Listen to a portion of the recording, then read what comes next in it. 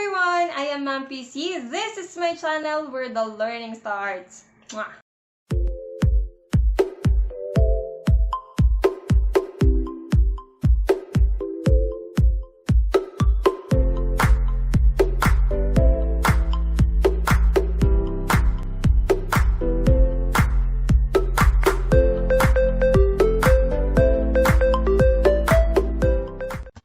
Hello! Napakaganda na naman ang pag-uusapan natin today. So this is about trend analysis. Pero bago ako mag-proceed sa discussion part, baka naman pwede mo i-subscribe muna yung YouTube channel ko.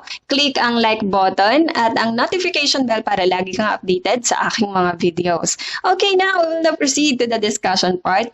When we say trend, this is about the direction. And dito, ang pinag-uusapan natin na trend or direction ay either upward, pataas, or downward, pababa.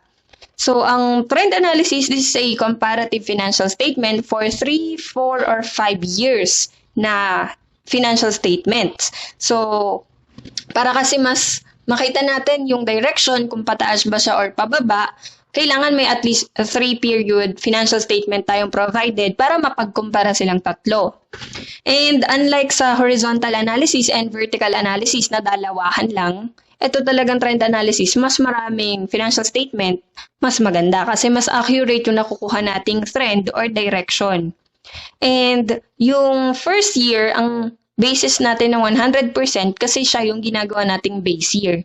Halimbawa, mayroon tayong 2015, 2016, 2017, 2018. So, sino sa kanila ang pinakanauna? So, di ba si 2015? Kaya siya yung gagawin nating base year or 100%. And let's now proceed to the sample income statement of Fidel Merchandising. So, we have 2015, 2016, and 2017. Sabi ko kanina, yung base year natin ay yung pinakanaunang year. So, si 2015, lagyan na natin agad ng 100%. And then, yung 2016 and 2017, para makuha natin sila, we will just compute them like this. So, halimbawa kay net sales ng 2016. 1,738.7, i-divide lang natin siya doon sa net sales ng 2015, which is 1,543.2. Then, multiply by 100. Kapag tiningnan or tinype nyo siya sa calculator, ganito yung magiging itsura niya. So, 1,738.7 divided by 1,543.2 times 100. And we will get 112.7%. At yun yung percentage ng net sales na ilalagay natin for 2016. Then, for the cost of goods sold, 2016, we have 831.8. Yung katumbas niya sa 2015, cost of goods sold then is 700.1.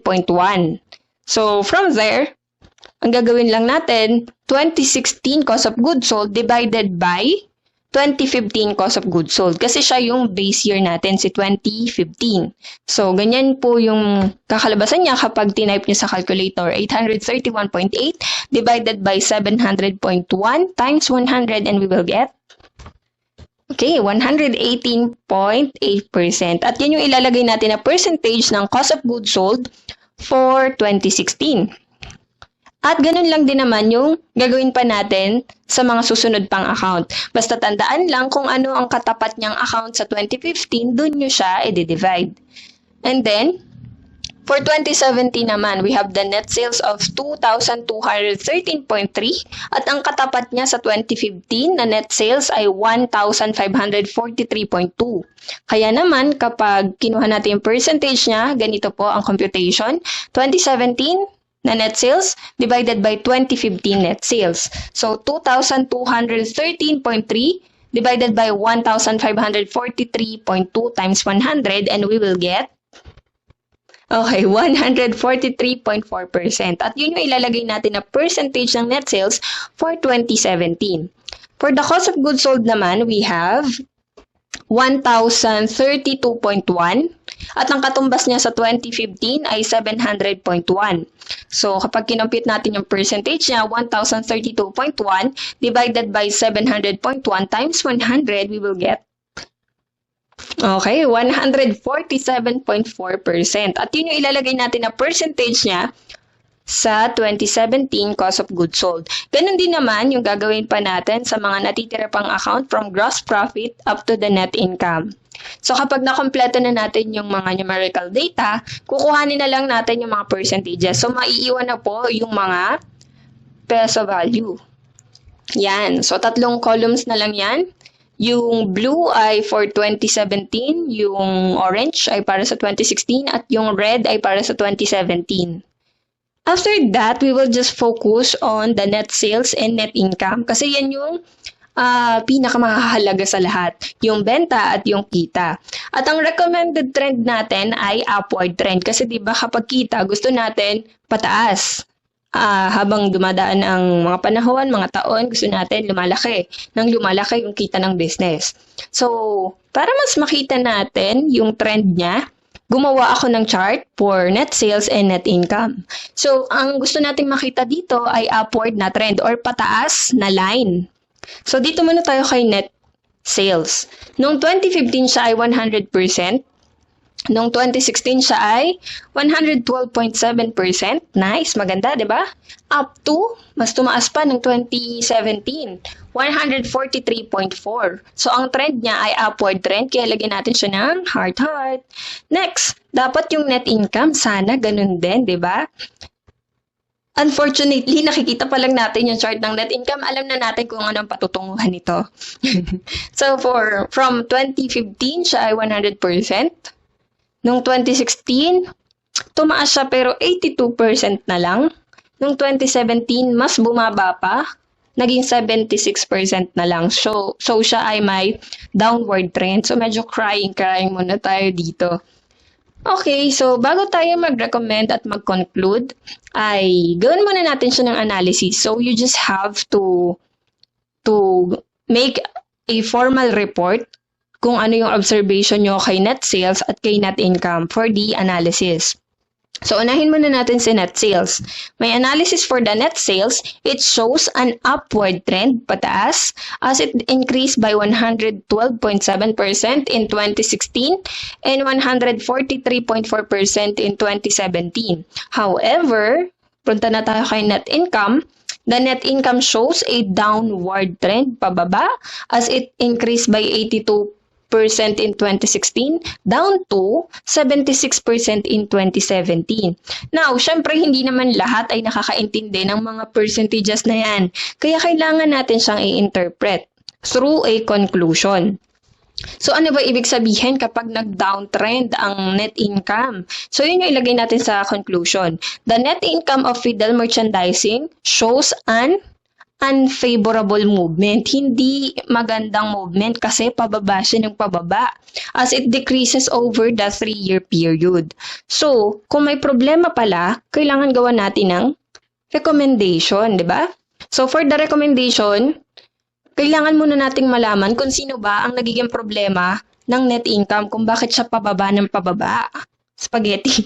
Okay. So, ang problema ng income ay syempre si expense. Kasi habang tumataas or lumalaki ang expenses, bumababa naman ang value ng income. So, sino ba sa mga expenses ang may pinakamalaking contribution sa pagbagsak ng net income? So, hanapin muna natin lahat ng expenses. So, we have cost of goods sold, selling and admin expenses, interest expense, and income tax expense. Diyan sa apat na yan, hanapin nyo yung may pinakamalaking percentages or percentage. Sige, sino sa kanila ang may pinakamalaking percentage? Ayun, Dora.